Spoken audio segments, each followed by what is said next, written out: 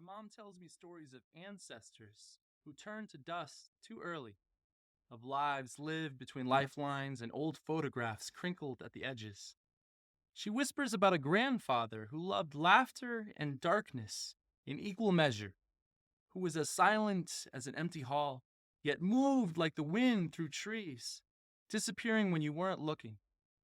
She tells me there's something restless in the blood, a thread that ties us back to spirits who still pace the hallways of our bones, ghosts with loose ends who murmur our names from the attic of memory.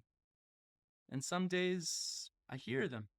Their whispers like the rustle of leaves under an autumn sky, where the light bends just right and the shadows are long enough to hold on to.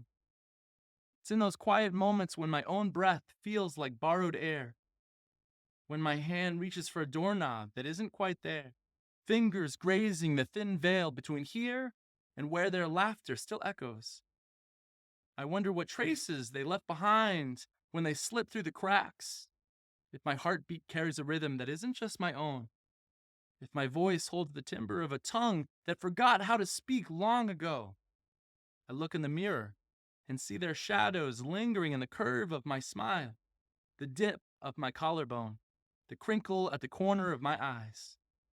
In the quiet of my room, I listen for the stories they folded into their palms and passed down through generations, like pressed flowers in the pages of an old book.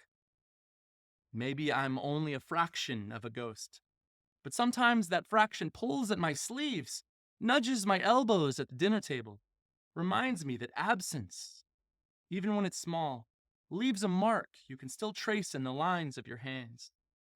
So I keep my mom's stories close, hold them like glass ornaments I'll pass on one day, adding my own chapters to their story, and learning to live with the weight of unfinished echoes.